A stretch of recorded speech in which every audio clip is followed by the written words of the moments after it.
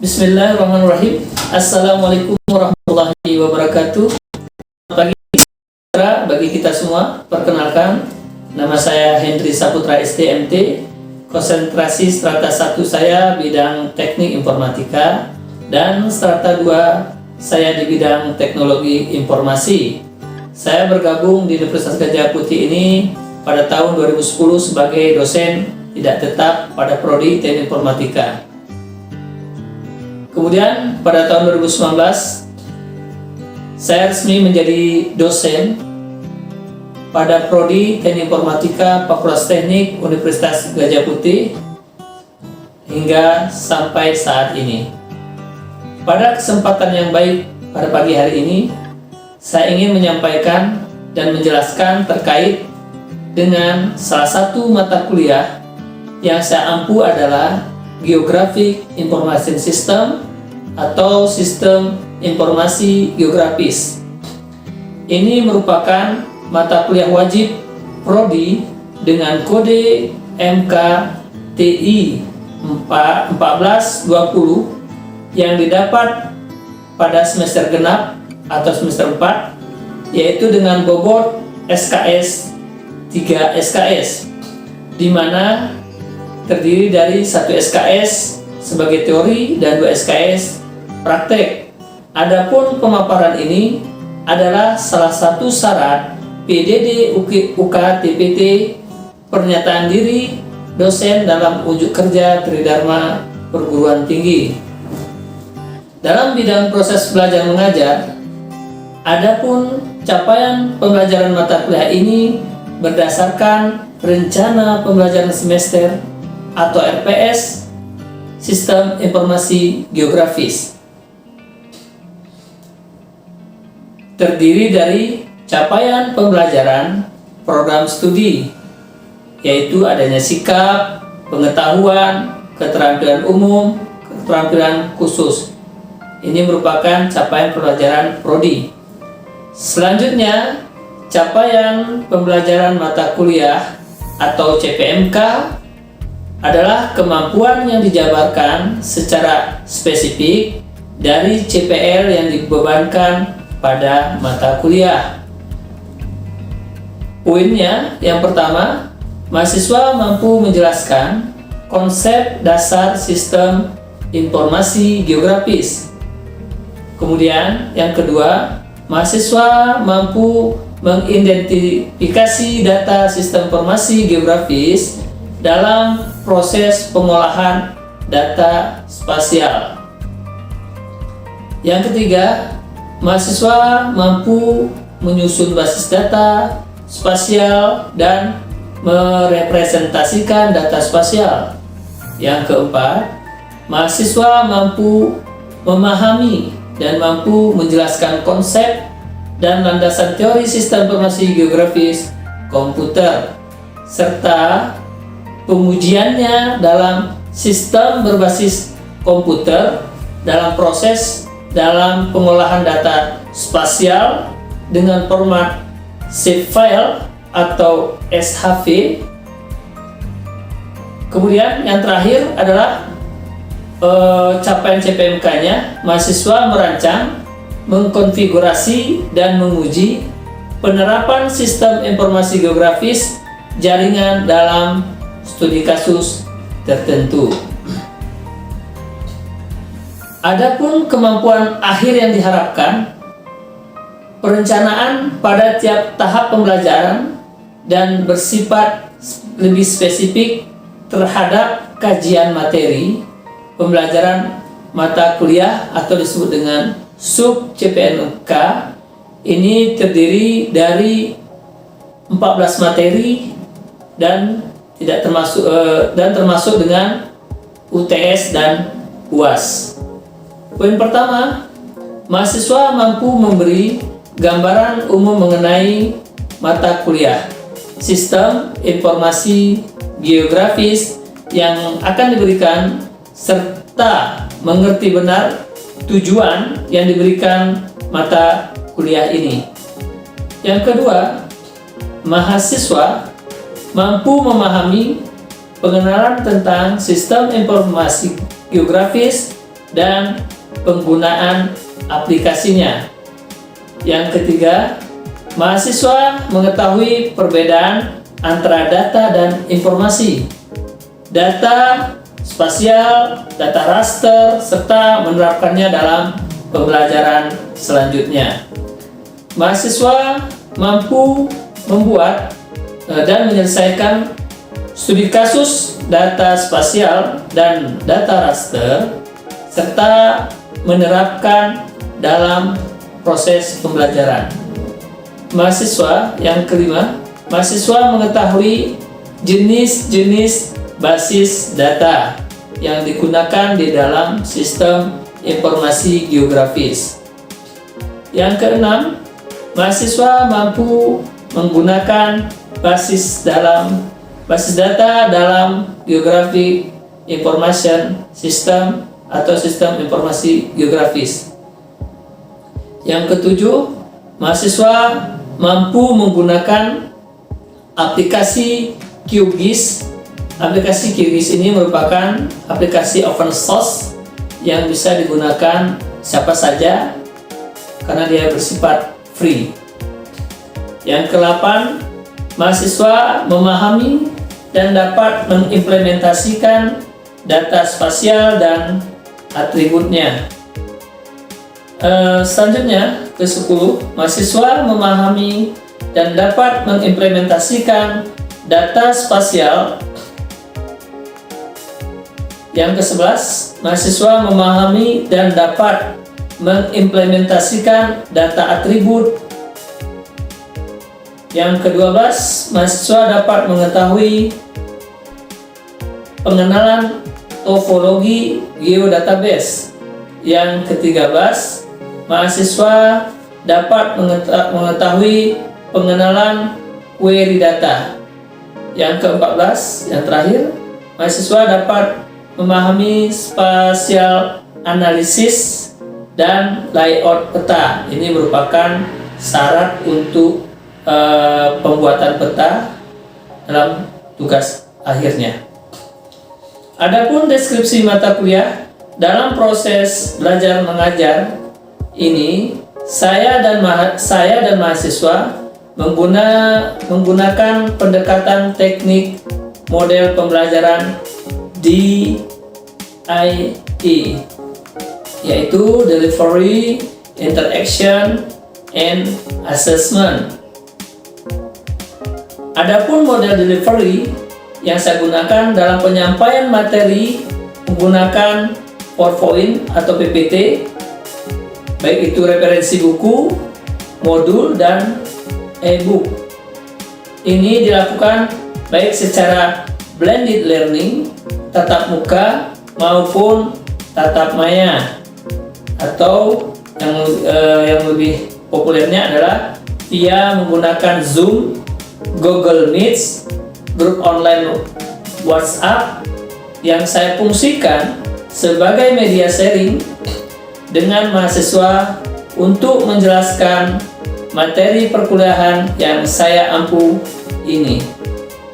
Selanjutnya, model yang kedua adalah interaction. Saya dan mahasiswa menjalin interaksi dalam proses untuk berhubungan dengan mahasiswa baik di dalam kelas maupun di luar kelas. Berbasis kepada prinsip yang sudah merupakan sebuah metode yang mengedepankan partisipasi aktif mahasiswa dalam proses pembelajaran yang saya lakukan selama perkuliahan, yaitu antara lain: pertama, metode tanya jawab. Setelah saya menjelaskan materi perkuliahan di kelas, saya selalu membiasakan mahasiswa untuk berperan aktif di kelas dengan cara mahasiswa dapat bertanya langsung terkait materi perkuliahan, sehingga ada interaksi yang terbentuk dan proses pembelajaran menjadi interaktif dan dapat berlangsung komunikasi dua arah. Yang kedua, metode problem based learning ini ditekankan pada keaktifan mahasiswa dalam mencari sumber-sumber referensi pembelajaran berupa diskusi kelas dalam bentuk kelompok-kelompok kecil dan mendiskusikan untuk saling bertukar pikiran mengenai permasalahan atau kasus yang saya berikan. Kemudian mahasiswa dapat membahas permasalahan atau kasus tersebut pada kelompok lain dan kelompok lain memberikan responsif berupa pertanyaan pada kelompok tersebut, sehingga dapat terbentuk suasana kelas yang aktif dan komunikatif. Yang ketiga, metode praktikum, teknik pembelajaran yang memiliki tujuan pengembangan kemampuan peserta didik dengan menerapkan keterampilan yang telah dimiliki peserta didik dalam kegiatan konsolidasi berupa latihan nyata. Dalam mata kuliah ini menggunakan aplikasi yang saya sebutkan tadi adalah open source QGIS. Selanjutnya ini adalah tahap assessment, yaitu menjelaskan bagaimana teknik saya dalam melakukan penilaian yang saya lakukan terhadap kemampuan mahasiswa untuk mengikuti perkuliahan sistem informasi geografis. Selalu saya tekankan di pertemuan pertama perkuliahan untuk menyampaikan rencana pembelajaran semester dan kontrak perkuliahan untuk dapat disepakati bersama antara dosen, saya sendiri dosen, pengampu dengan mahasiswa. Kontrak perkuliahan yang saya buat berisi ketentuan perkuliahan dan presentasi bobot penilaian, sistem pembelajaran dan bobot penilaian pembelajaran, sehingga mahasiswa dapat mengetahui sejak awal perkuliahan. Adapun komponen dan bobot penilaian yang diberikan pada mata kuliah sistem informasi geografis adalah sebagai berikut. Ada beberapa poin yang saya terapkan dalam penilaian saya.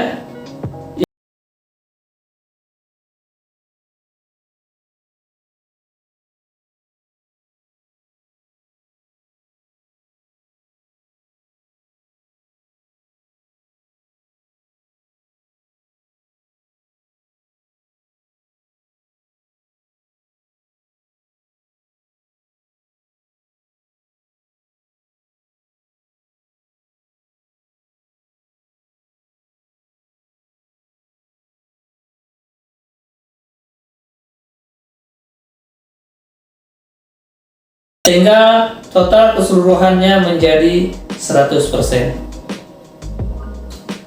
Pembobotan nilai ini akan menjelaskan bagaimana saya mengukur penilaian kinerja mahasiswa secara objektif di kelas. Sebelum saya masuk ke bagian video pengajaran, izinkan saya terlebih dahulu menjelaskan pemodelan pembelajaran mata kuliah ini hadir untuk membekali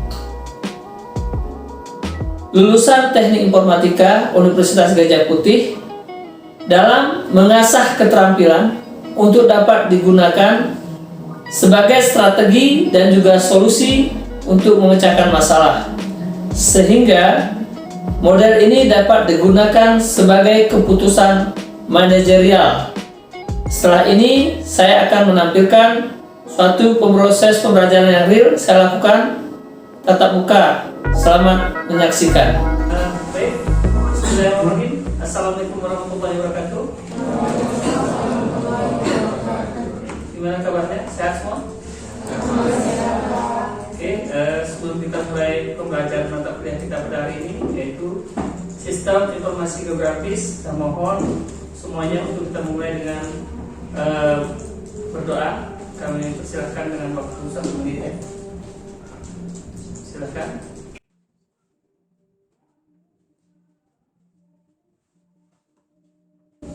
Saya rasa cukup.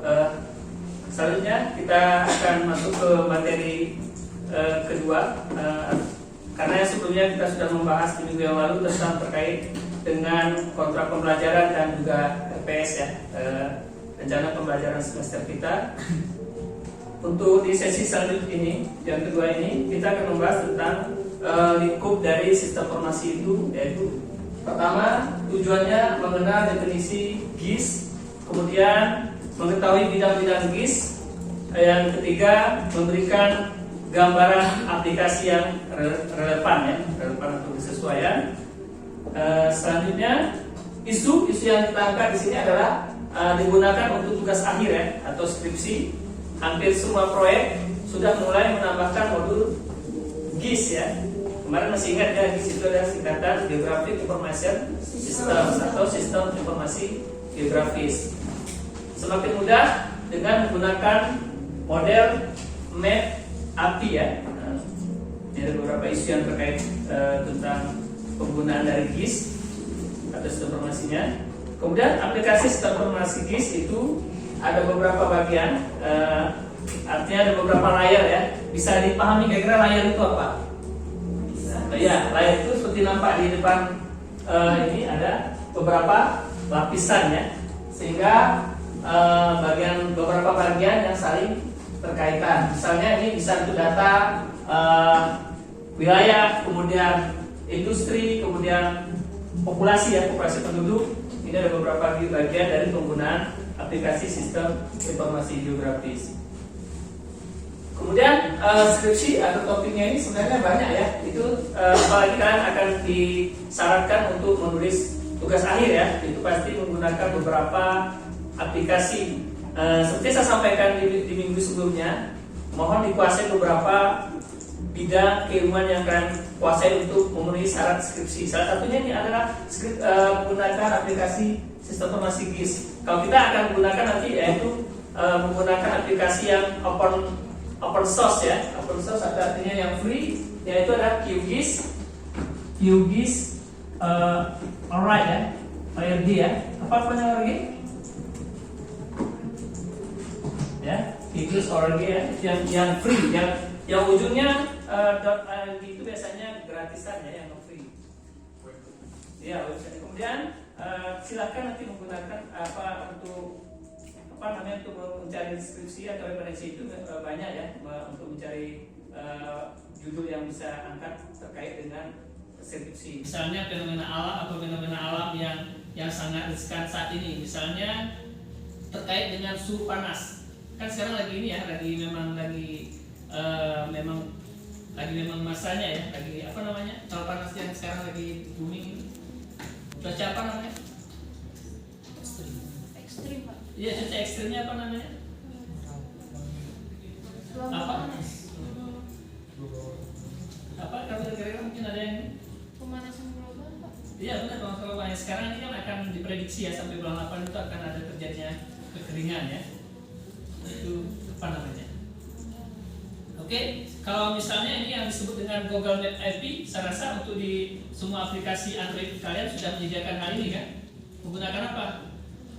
Google Map ya. Nah, itu otomatis seperti yang kalian cek tadi, bisa mengetahui titik lokasi di mana kita berada, yaitu menggunakan Google Map.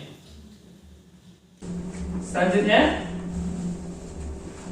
ini bentuk dari peta jalan ya, atau bentuk wilayah ya, yang kan bisa ya, itu dari peta wilayah dari pergunungan, kemudian juga ini dari daftar peta bentuk jalan ya. Misalnya kita jalan ke arah kita kampusnya, apa namanya? Nama jalannya? Jalan apa coba? Masa ada berapa semester nggak tahu ini jalannya apa? Tapi emang aku. Oh no, yang kemarin yang kita ke kampus ini Kalanare kan? Iya Pak. Ya ini lokasinya Kalanare. Berarti bisa juga kita petakan bentuk wilayah seperti ini ya, kira-kira seperti itu. Kemudian latar belakang kita mempelajari ini adalah pada awalnya beberapa pengguna atau peminat membuat dan membutuhkan peta, meliputi bidang militer ya, itu kalau yang sekarang ini. Kemudian urusan pertanahan, dinas survei dan pemetaan topografi, geodesi atau geomatika, hidrografi, kemudian pengelola sumber daya alam dan perencanaan dan teknik sipil. Ini semua yang berkaitan dengan keilmuan ini menyangkut dengan namanya pemetaan, itu dasarnya. Sipil lapangan kan perlu kita petakan juga ya. Misalnya pertambangan juga di daerah wilayah Kecamatan Pegasing kita punya namanya tambang emas. Kira-kira kita harus kita petakan daerah mana yang menandakan penghasil emas maksudnya. Saja kalau Kecamatan Pegasing kan luas ya. Mungkin ada beberapa titik, bisa jadi nanti di Kalenarek tadi itu merupakan titik penghasil emas. Jadi kan itu kan luasnya kan terbatas ya, kan nggak mungkin semuanya, mungkin nggak dari luas Pegasing ini mungkin sekitar berapa hektar, tapi yang punya penambang emas yang menghasilkan emas itu hanya berapa hektar kan, itu tergantung, itu sangat perlu sekali salah satu pemetaan suatu wilayah. Saat ini hampir semua komunitas bisnis ingin menampilkan semua entiti keseluruhan yang terkait bisnis di atas peta, yaitu informasi, progres kerja, konteks lingkungan, entitas eksternal, kompetitor dan tekanan ya. Kompetitor itu persaingan. Kemudian maupun untuk DSS, decision untuk mencari sistem pendukung keputusan ya, strategi promosi, kemudian distribusi, selanjutnya ekspansi itu apa? Ya, gimana? Pengembangan ya ke tahap yang lebih luas ya. Selanjutnya, ini yang saya singgung tadi terkait apa sih peta ya. Sebenarnya ada beberapa referensi, cuman tujuan dan pernyataannya hampir sama. Ini agak lebih mendekati. Yang disebut dengan peta adalah representasi ya. Paham kan representasi 2D dari satu ruang 3D, gambaran rupa bumi yang diproyeksikan pada medan datar. Gambaran satu wilayah di dalamnya memuat berbagai informasi tentang wilayah tersebut. Representasi 2D dalam satu ruang 3D, betul kan? Gimana kan? Ini asalnya kan 3D nih sekarang nih, betul nggak? Ya. Kayak 2D itu seperti apa? Cuma dilihat di satu arah. Yang dilihat dalam satu arah. Kalau 3D bisa dari segala arah. yang dilihat dalam keseluruhan arah ya. Berarti ada beberapa 3 sisi. Selanjutnya, ini mohon diingat ya pengertian peta tadi, karena nanti kita akan coba diskusi lagi. Ilmu yang mempelajari pembuatan peta disebut dengan kartografi ya. Ilmu yang mempelajari pembuatan peta disebut dengan kartografi. Bentuk peta secara manual dia yang awal ya, yang pertama sekali, artinya menggunakan kertas kulit hewan. Itu yang lama, betul kan? Nah, kemudian karena perkembangan teknologi sekarang menggunakan komputer, atau istilah yang kerennya adalah komputer mapping ya, sebagai alternatif untuk menyajikan peta secara lebih tepat dan cepat, karena mampu menampilkan gambar dan grafik baik 2D dan 3D ya, serta kemampuan komputasi dalam menangani database. Komputasi itu hitungan ya, hitungan dalam database. Sudah dipahami terkait dengan peta ini? Yaitu representasi 2D dari satu ruang 3D. Paham ya? Kan beda kan? Beda, maksudnya 2D dengan 3D kan beda ya. Oke. Next, dalam peta informasi tentang permukaan bumi berabad-abad lamanya telah disajikan. Kalau yang dulu pasti menggunakan masih kulit hewan ya, kulit hewan, kemudian sampai kertas yang menyajikan data geografis dalam bentuk gambar atau coretan. Contoh, Surviving Fragment of the First War Map of Tin ya, Haris Mujahidin Piri Ibnu Haji Mehmet. Ini tentang tempat lokasi ya. Misal lokasi ini kan ada ini perwakilan dari bentuk simbol-simbol ini ya. Dulu kan beda-beda ya, bisa menggunakan simbol-simbolnya.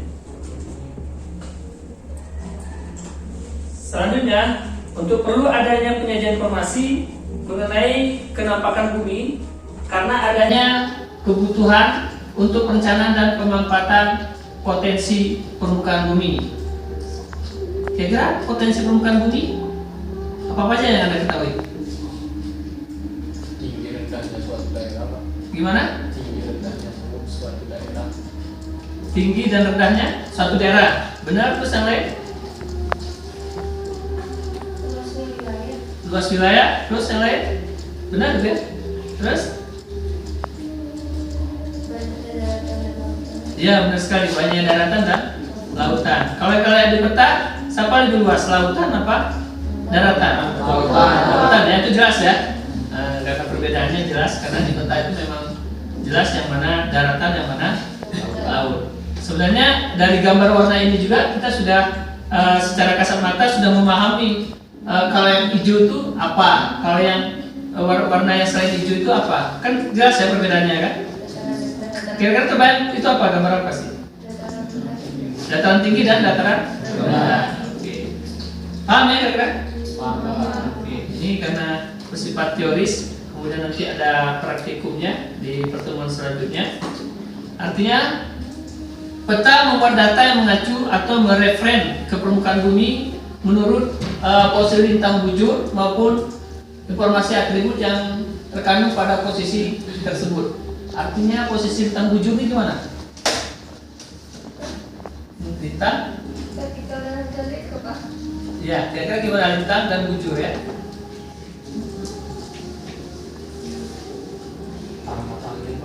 Gimana? Gimana? Garis khayal membentang dan mengelilingi bumi secara vertikal. Garis khayal? Yang mengelilingi bumi. Ya, yang mengelilingi bumi secara vertikal ya. Itu yang kita buat biasanya nanti ada kalau misalnya ada di peta itu kan ada di pinggirnya ya. Di pinggirnya itu nanti ada nilai angkanya berapa di sini, di sini, di sini dan di sini. Ya kan? Apa namanya? Bujur timur dan bujur barat ya. Itu nanti ada beberapa variasi.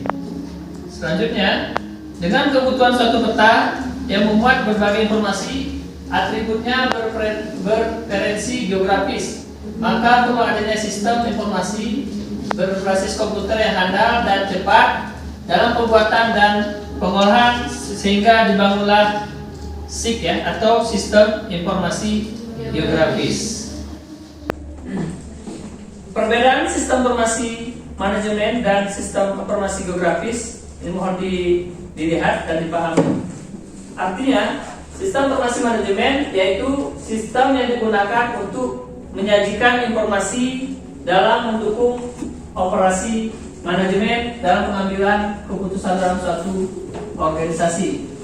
Sementara sistem informasi geografis, sistem berbasis komputer yang digunakan untuk menyimpan dan memanipulasi informasi geografis. Beda kan? Yang satu manajemen, yang satu sistem informasi geografis. Yang manajemen tadi fungsi untuk apa? Untuk mendukung operasi. Iya. Sedangkan geografis tadi Menyimpan dan geografis. Oke, yang artinya berbasis komputer dan geografis tadi. Kemudian SIG menggunakan data berreferensi geografis atau data dikaitkan dengan letak geografis, koordinat spasial permukaan bumi untuk mendukung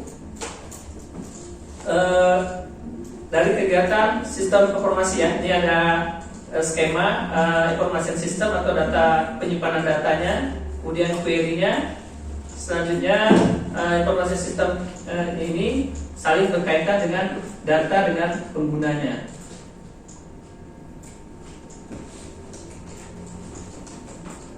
Ini bagian database manajemen tadi ya, kira-kira seperti ini bentuknya. Biasanya ini menggunakan aplikasi kalau dulu namanya Microsoft Access. Pernah coba? Microsoft Access. Nah ini ya salah satu untuk manajemen database-nya. Ini lebih apa namanya, sebelum perkembangannya sampai yang sekarang query-nya ini menggunakan database yang seperti ini yang dulu. Kemudian ini adalah bagian dari information system, yaitu adanya komputer dan kemudian ada terkait dengan geographic position-nya ya. Nah ini ada entitas dari bentuk tabular ya, atau data atributnya bentuk dari wilayahnya ini. Misalnya yang ini menandakan data apa sehingga tampil di wilayah lokasinya, titik lokasinya. Selanjutnya, ini entitas tabulangnya ya, ada beberapa bagian. Kemudian beberapa definisi GIS, ini ada beberapa pendapat ya. Satu rangkaian tool yang powerful untuk mengumpulkan, menyimpan, mendapatkan kembali, serta mentransformasikan dan menampilkan data spasial dari dunia nyata untuk kepentingan tertentu. Ini berdasarkan pendapat Boruch and McDonald ya, 1998. Kemudian tool yang dapat proses data spasial menjadi informasi dan digunakan kembali membuat atau mengambil keputusan pada suatu bagian bumi ya. Itu bagian penelitian dari sistem informasi geografis. Yang paling mudahnya adalah mengumpulkan, menyimpankan, dan mendapatkan kembali serta mentransformasikan dan menampilkan data spasial dari nyata untuk kepentingan tertentu. Yang kalian lihat di luar itu kan nyata ya. Ya, di luar wilayah depan itu nyata ya. Terbayang nggak kira-kira kalau kalian buat gambarnya, skemanya, kira-kira luas wilayahnya seperti apa aja? Apa yang nampak? Ada nggak jalan? Ada nggak pemukiman? Ada nggak gedung-gedung? Ada kan? Nah, jadi kan rangkaian ya. Maksudnya kita kumpulkan data-datanya, baru kita simpan, kemudian kita transformasikan dalam bentuk gambar. Benar nggak? Iya kan? Oke. Nah, ini terkait data beberapa definisi sistem informasi tadi. Kemudian nanti mungkin bisa ditindaklanjuti. Oke, selanjutnya informasi geografis atau geospasial ya, menyangkut lingkungan, wilayah dan isinya. Tidak hanya menyangkut potensi dan distribusi sumber dayanya, tetapi juga menyangkut keuangan dan ekologi dalam konteks satu wilayah, baik bagian darat, laut maupun lingkungan kehidupan seperti yang kita bahas tadi, ada tinggi dan rendahnya. Itu bagian dari ekologinya ya. Kemudian merupakan representasi fakta-fakta dari kondisi fisik maupun sosial ekonomi di permukaan bumi. Fakta-fakta tersebut merupakan hasil dari penelitian dan pengamatan.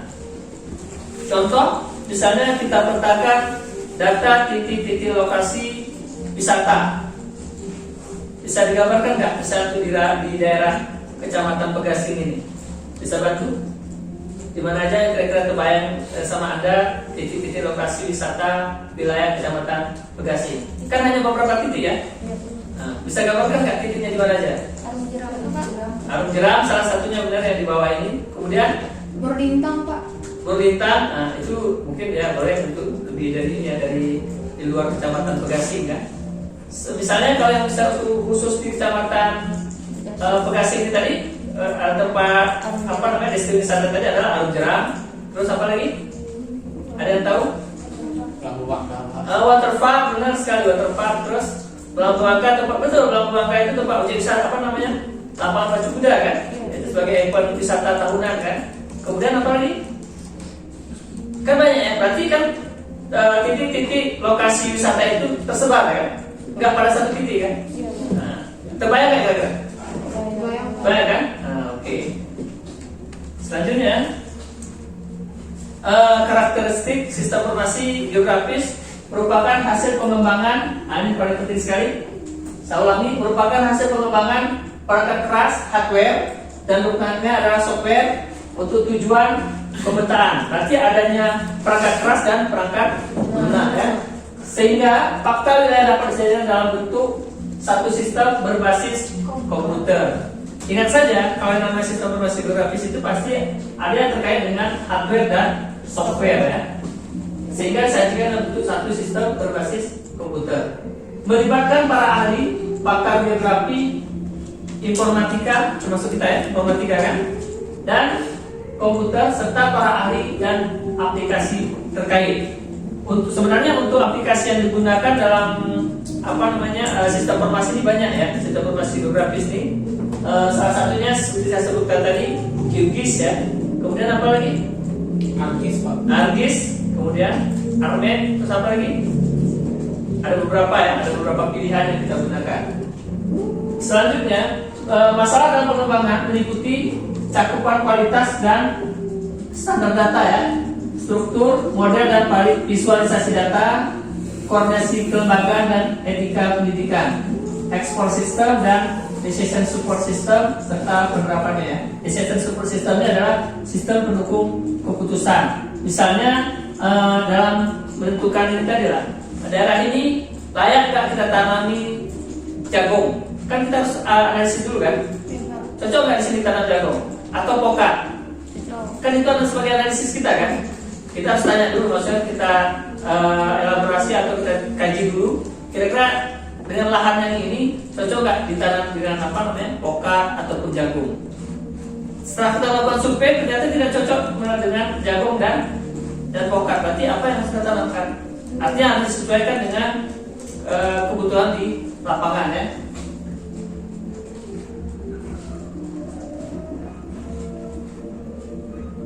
Oke, selanjutnya ini yang paling penting juga, tidak kalah pentingnya, terkait dengan data spasial dan data deskriptif ya, atau non spasial. Data spasial berupa titik, yaitu garis, poligon, kemudian permukaan 3D terdiri dari informasi posisi geografis. Data deskriptif merupakan uraian atau atribut data spasial ya. Anotasinya adalah tabel, hasil pengukuran, kategori objek, penjelasan hasil analisis, prediksi dan lain-lain ya. Itu deskripsi gambaran kita ya. Misalnya seperti saya sebutkan tadi, bisa gambarkan wilayah ini lah. Terbayang nggak kalian? Kira-kira bentuk wilayah, mungkin coba bisa bantu di wilayah Anda. Tinggalnya di mana Anda? Simpang Palpin. Coba gambarkan kira-kira peta gambaran wilayahnya seperti apa? Kebayang nggak kira-kira? Oke, silakan. Luas wilayah terkait luas wilayah kan, maksudnya kita gambarkan dalam bentuk peta. Petanya kira-kira seperti apa? Data spasialnya seperti apa? Nanti kan anotasinya tadi ada tabel, hasil pengukuran, kategori objek, penjelasan hasil analisis. Itu yang digambar jalan ya. Oke, nah terus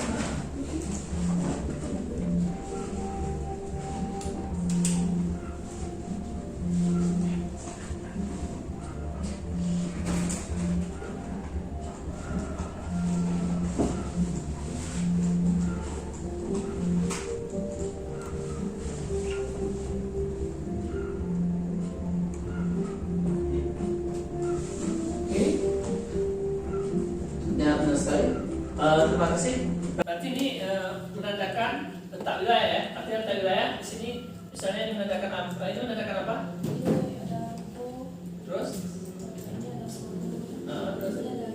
Masjid ya. Berarti ini wilayahnya Bekas kemana? Simpang Kelaping. Oke. Simpang Kelaping ini kan termasuk desa apa? Kalanare ya. Siapa yang tahu Kalanare ya? Mungkin kalau misalnya seperti ini kan ada terkait dengan luas wilayahnya ya. Kalau misalnya di peta desa itu pasti ada muncul seperti ini ya. Bentuk wilayah itu kan pasti nggak rata, benar nggak? Ada rata nggak satu wilayah itu?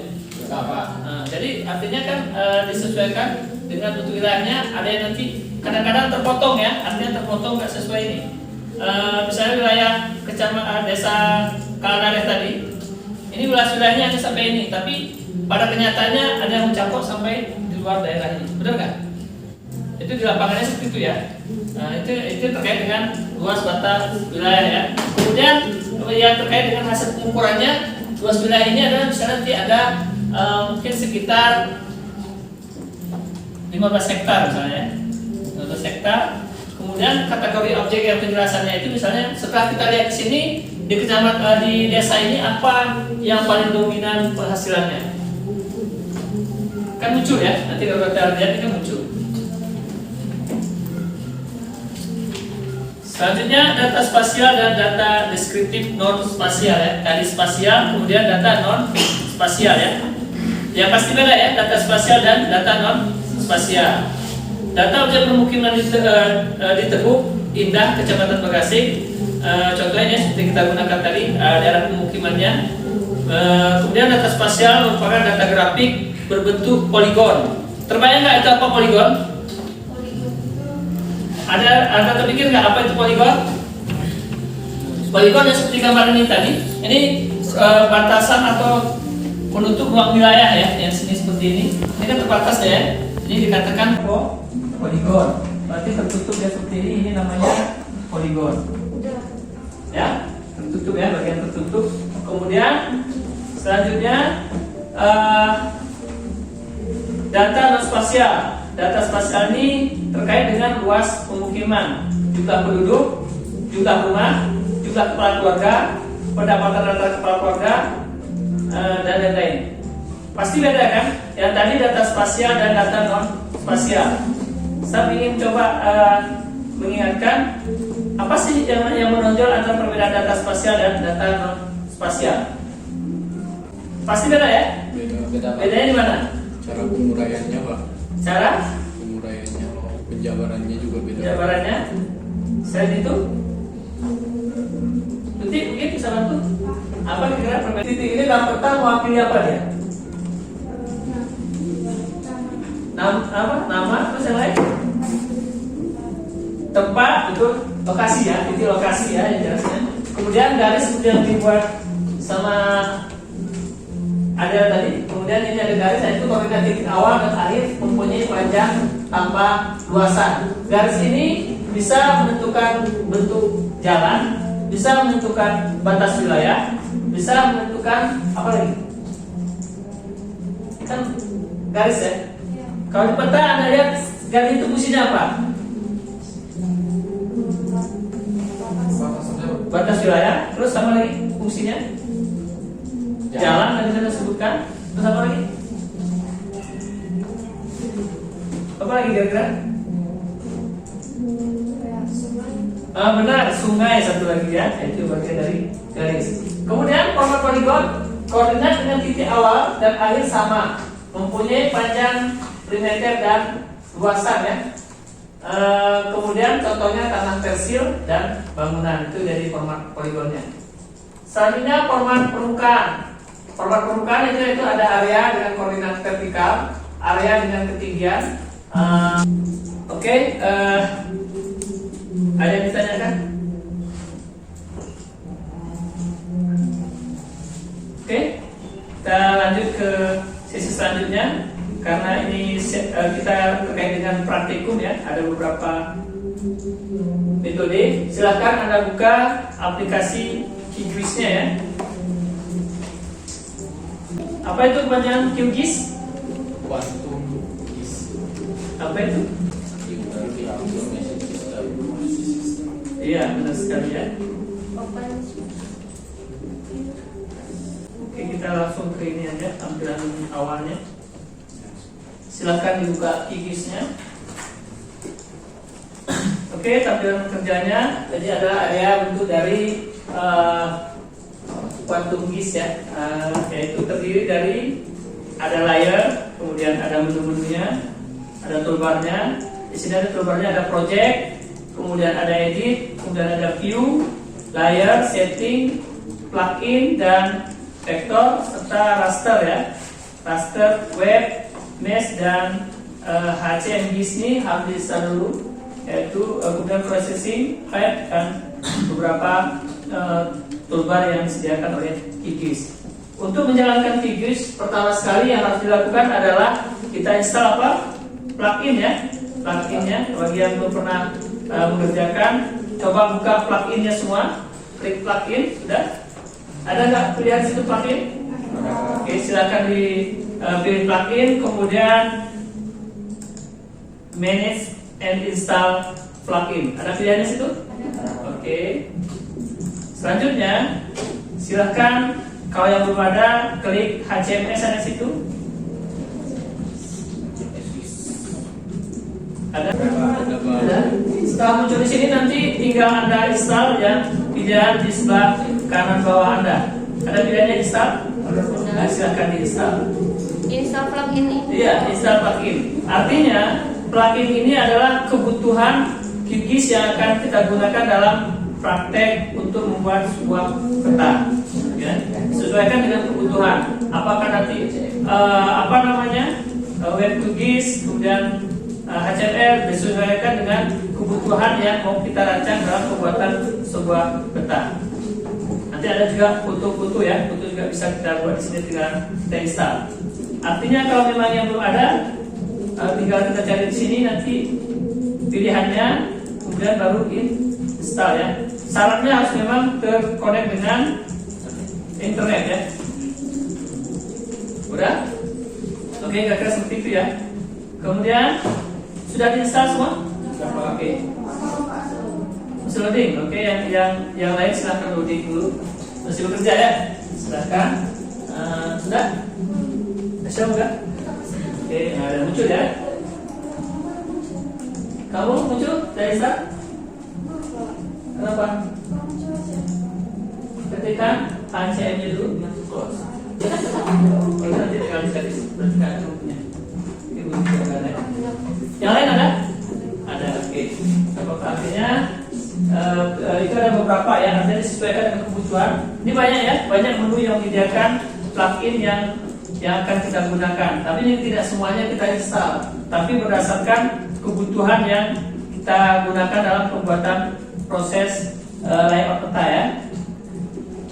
Kemudian di sini ada beberapa banyak pilihan ya. Kemudian geodal muncul nggak di situ kemarin? Geodal ada muncul? Ada muncul geodal? Ada ya? Ada? Geodal. Geodal. Ada muncul? Tidak ada. Oke, kalau nggak ada nanti coba lihat di pilihan layar. Layar, ada layar. Biasanya kalau yang versi yang tinggi sudah terinclude ya.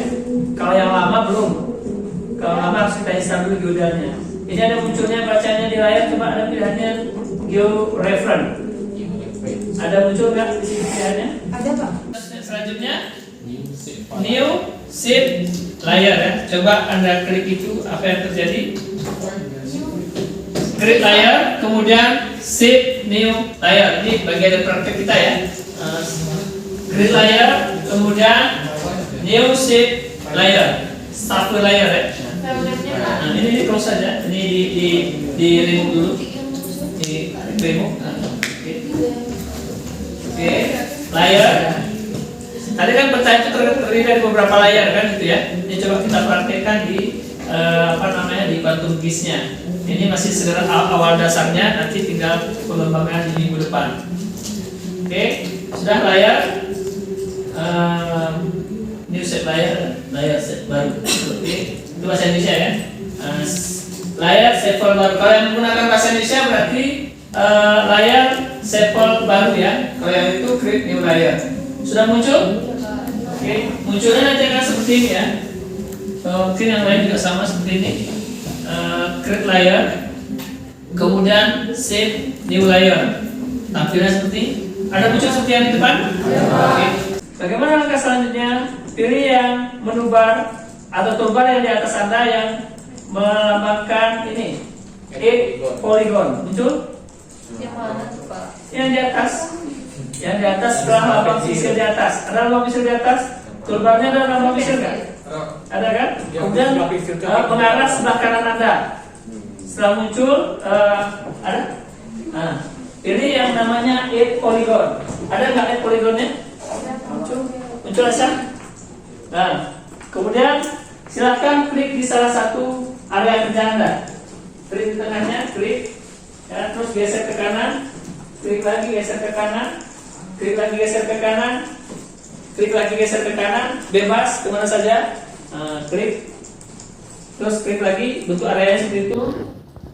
Kemudian, oke, klik kanan, selesai. Nah, oke, muncul angka. Silahkan ulang ketik. Ketik 1,